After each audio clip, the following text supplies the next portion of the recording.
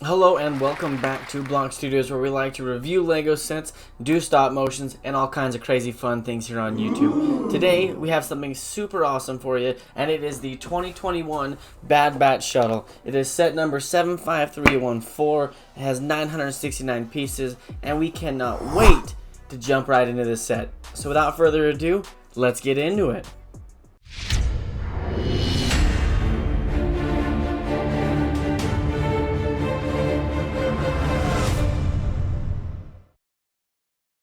Next up, let's look at the box. On here you can see it has a 9 and up set. It's set 75314. It's got 969 pieces. It shows the shuttle, it shows the 2 speeder bikes, and it has all of the figures that it comes with. It comes with Hunter, Wrecker, Tech, Echo, Crosshair, and a Gonk droid. But that's pretty much it for the front. Let's jump to the back. The back has the shuttle. It shows how the cockpit opens. Up here it shows how you can open the entire thing, how there's a back area for it. It shows that there's a little container where you can put some guns while they're flying around, keep some extras in there. Super cool. Shows both bikes, shows all the figures, and it shows that it does come with hair pieces as well as helmets. But that's kind of it for the box. So let's get into the instructions. Here are your instructions. It is 292 steps, 201 pages, nothing too crazy about these. It has a QR code for those of you who enjoy the digital instructions over the paper instructions. It has a good separation between the wings. It has the same pieces for both wings, but it is 2 completely different build outs, which keeps it interesting throughout the entire process. But other than that, your instructions are pretty basic. You know, with 969 pieces, you can't expect a lot, but with that being said, let's just get right into the Lego. First on the list is Hunter. You can see that he has his unique face tattoos, his headband, his chest printing, leg printing, toe printing, and he comes with 2 knives and a unique clone trooper helmet that fits him that is exactly like it is in the TV series. He also has back printing that I absolutely love, and I think this is an amazing minifigure.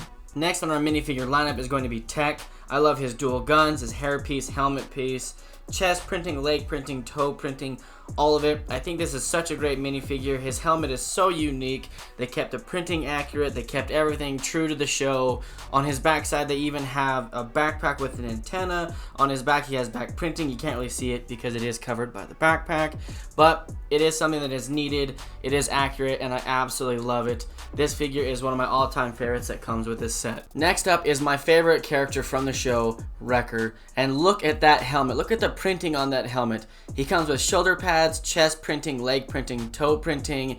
I love the printing on his shoulder pads. I love the skulls. I absolutely love this figure. On his back, he has some back printing. Some of it is covered with the shoulder pads, but still, it's TV accurate, and I absolutely love it. He doesn't have a dual face, which is unusual for minifigures, but it's still unique. His face is so unique, you can't surpass that. With his face, he has scars. He comes with his white eye. They try to keep it as accurate as possible. My particular set actually came with an extra set of shoulder pads, which I think was an uh-oh by Lego, but still, I'm happy with it. I think that they're absolutely amazing. Next on our list is Echo. I absolutely love this figure. They're so unique. He has his little head bolt things. He's got his unique helmet. I am curious as why they did a gray hand. I know that they can't do an attachment, but I wonder if they could make like a little screwdriver thing to go inside of his hand, something like that. But, you know, at least it's a different color. At least it stands out like it would, like his attachment hand, as you can say. He has got great back of the head printing, great arm printing, great back printing, all of it. They put a lot of detail into this figure to help make it accurate, and I do really like that. Last but not least is the Gonk droid. Isn't this thing absolutely beautiful? I'm just kidding. There's not really a whole lot to the Gonk droid. Pretty simple, just a square with some things on it and some feet. But that is the 6th minifigure that it comes with. I don't know if you'd really consider it a minifigure, but you know, you have droids that come with most sets, so this would be considered their droid. In the TV show, you can see Wrecker curling this thing like a dumbbell, which is absolutely hilarious, so we had to show it. It comes with the set. Fun little tiny build. I actually didn't even know what it was until we put the feet on it, and then I was like, oh wait, that's a Gonk droid. But nevertheless, here is your last figure. This set also features 2 speeder bikes, one being a bark speeder and one being a unique speeder bike. I don't know the name of the green speeder bike, so if anybody wants to leave that down in the comments, please let me know. But I do like that the bark speeder does have stud shooters on it, adds a little play feature to a simple little build. But I personally like the green bike. It's something we haven't seen before, where the bark speeder was in the 501st battle pack. Yes, it was different colored bricks, but it's the same build.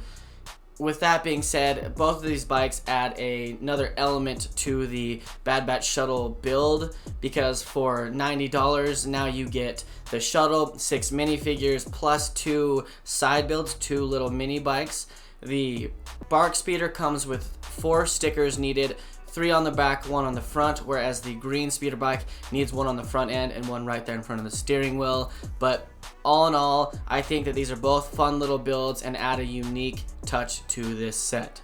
Now let's take a look at the actual shuttle itself. So on the front, you can see that we have the cockpit that has unique printing on it to be accurate as possible. It does have little yellow headlights. You can see the underside of the wings has a little bit of Technic pieces in it, but it helps add rigidity and strength to it, and the way that the wings fold up and down is amazing. You can see the engines on the back and their stickers above it. It's super cool, super direct. You can see the red light on the back and the double guns. The other side is pretty much the same, just reversed. It's still very cool, very solid, very unique. And you can see that back fin, it is studded on one side, bottom plates on the other, but they try their best to keep it accurate and keep it the same, with it only being studded on one side. Now that we have covered all the things that this set includes, why don't we go over some of the play features? And first up is the bottom. The bottom has 2 spring-loaded shooters, 1 and 2. Boom, boom, boom, boom, boom. And then next up is the most obvious, the wings. The wings fold down and they fold up, and the set seems to stay together pretty well. It stays in place pretty well when you're flying around, pretty swooshable, but that's the wings. Next is the cockpit. The cockpit is this little area right here that opens up so you can see the 2 figures you have in there. If you turn to the side, you can see the display. Still kind of small, but cool. You can put 2 figures in there, but yeah. Next up is this back area that's completely openable, and it has 2 little display pieces right there. But if you flip it around this way, you can see that there is a little cargo area right here. If you lift this up like that, you can see that there's a little box. This little box actually comes out, but it's kind of a pain to put back in, so we'll just leave it there for now. But you can keep your hair pieces, your extra gun pieces, whatever you want in there. Close this up and it'll stay secure. Then, last up is this back area where the engines are. These can move up and down, like say you're going into hyperspace and you want to make it more, more direct, more aerodynamic, and you're just going really, really fast. Those move. But honestly, that's kind of it for play features on the shuttle. Now that we've covered all the play features, let's go over the positives and the negatives about this set. And we'll start with the negatives. And I actually have a few more than I thought, because while making this review, I actually learned a couple more. So starting out is the location of the spring-loaded shooters. As fun as they are, if you're trying to swoosh it around and play with it and keep them in there, they just fire off all the time. It's hard to keep them straight. Maybe if they put them closer to the side or something like that, I don't know where they would have put them to make it a little bit better, but their position makes it difficult to actually use those unless you're holding it like this and just shooting at another spaceship or something like that. Then is another one right here on the wings, these smooth little flat plates. As you're moving these up and down or playing with it too much, these actually start to come loose. So you have to check them and make sure they're still solid and push them back down and connect them together. And as you can see, here is number 3. As you're playing with it, unlike the other shuttles or the 2021 Imperial Shuttle, it's not very secure. This back area actually opens up a lot of the time when you're playing with it.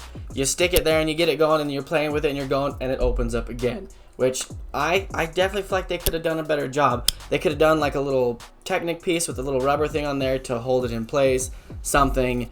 But it is what it is, but that's one of the flaws. The last flaw that I have is actually this cockpit.